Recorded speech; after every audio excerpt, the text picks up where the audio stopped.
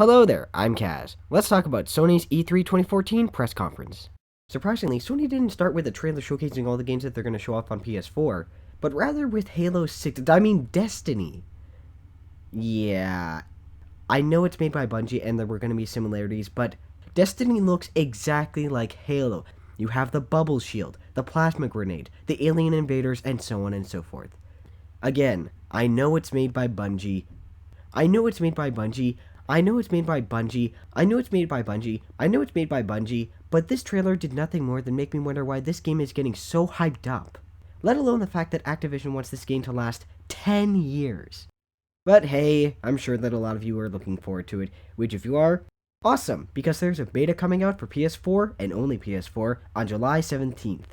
Then they showed off a trailer for The Order 1886. It looks beautiful visually, but the frame rate was unimpressive, and the QuickTime events look like they'll add what they usually add to gameplay. Jack Squat. After that new IP was shown off, we got another new IP by some college grads called Entwined. It's a very weird but lovely looking twin-stick shooter where a bird and a fish apparently are in love and go through 9 cycles of their life and become a dragon, and you control them both at once. This whole idea of controlling 2 characters at once was done a ton of times on the DS, and it almost never worked, the world ends with you notwithstanding. It's on PS4 right now for $10, and it's coming to the PS3 and Vita later on, which is silly that they don't have it on all consoles right now, but I digress. I might even review it when I'm not sick. Then they showed off a title that nobody expected to see because the developers, Media Molecule, said they weren't going to show off their titles at E3, which has new characters, one whose way can activate switches and push blocks, one who can wall jump, another who can fly, and even Sackboy can now climb on certain surfaces. While I do look forward to another LittleBigPlanet game, what's worrying is that the demo did not make it look like they fixed the terrible controls LittleBigPlanet is known for.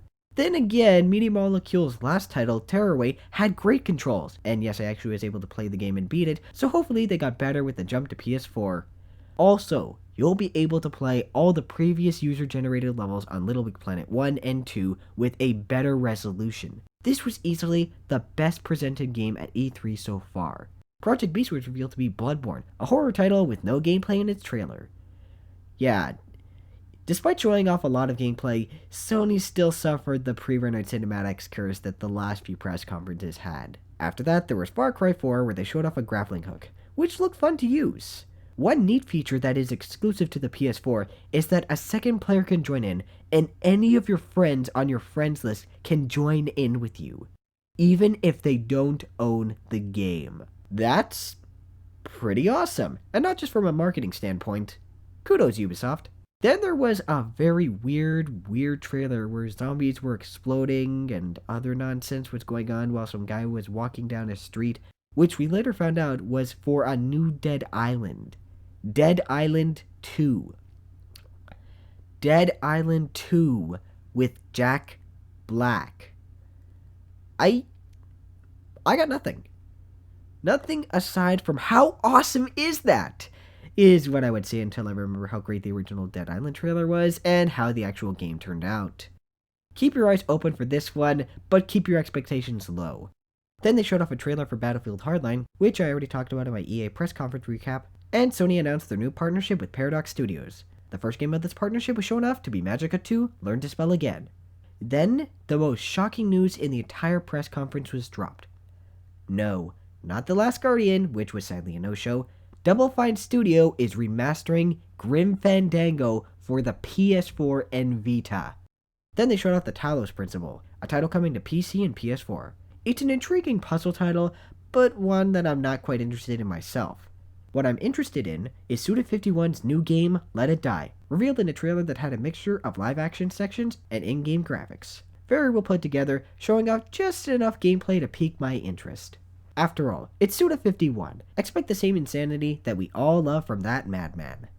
Next up was Giant Squid's new game, the exclusive Abzu, an underwater exploration adventure game. I hesitate to call it Journey but Underwater, as many other people have called it, because to me, it strikes me more as a mix of Starfy's buoyancy with a stylized aesthetic. Still, more Starfy is a good thing, since Nintendo doesn't seem like they're going to be giving us a new one anytime soon. Then they showed off their last indie title, No Man's Sky, which is going to contain randomly generated planets, which apparently will have none of the 2 planets be the exact same. Yeah, right. It looks pretty neat, but I highly doubt that claim that no two planets will be the same. It's just a bit too ambitious. Still, the title looks solid, so looking forward to seeing how it turns out. Next, Sean Layden came on stage giving the usual speech about innovation and game experiences, going on about how PSN is going to have some improvements coming up. And they also announced more support for YouTube uploads from your PS4. What they didn't announce is whether or not they're going to be claiming these videos like what Nintendo has been doing. There's also going to be 25 titles coming to PSN in the coming months, only for them to show off a trailer with the words, "Some services might cause a fee" as a disclaimer. Smooth. The PS Now beta is coming out on July 31st on PS4, and it's going to be coming to PS3 and Vita at a later point. What annoys me about this is that the service won't be free and that they just can't patch it in. It's ridiculous. I can play PS1 games and select PS2 games on my PS3 via PSN. When did the simple act of preserving video game history become a service? Say what you will about Nintendo's Virtual Console, at least they're not charging you to emulate the games you buy. Maybe it'll change in the future, but for now, the fact that they don't even have a price point set smells incredibly foul. Love the idea, hate the execution. So what about the Vita? Did the Vita get any support? Yep, mainly ports and remakes like Tales of Hearts, Minecraft, Child of Light, and so on.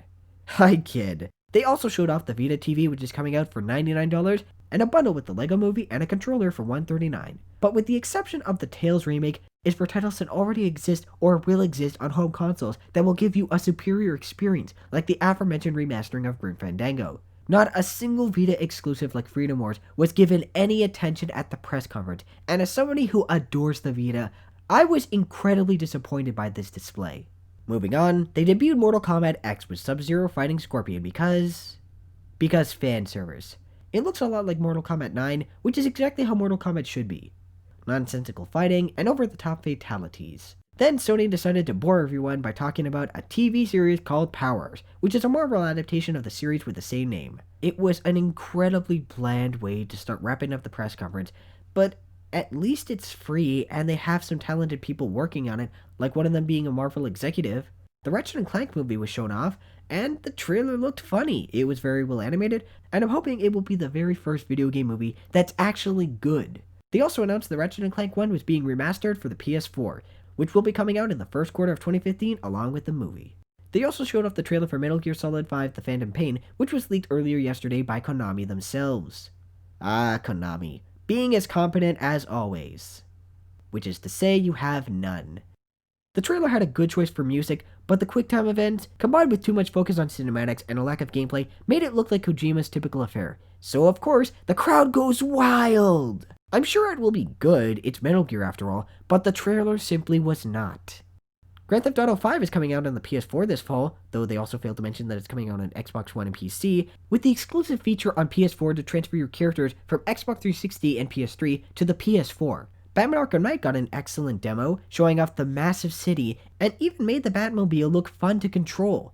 To close the show, they revealed their final title, the new Uncharted 4: A Thief's End, which amounted to nothing more than a teaser, but hey, it looks nice.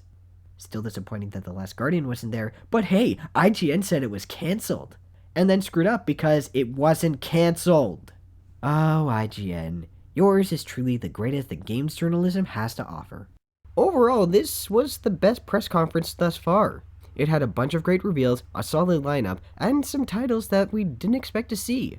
Nintendo's gonna have some high expectations to live up to. Let's see if they can do it. Until next time, game on, my friends.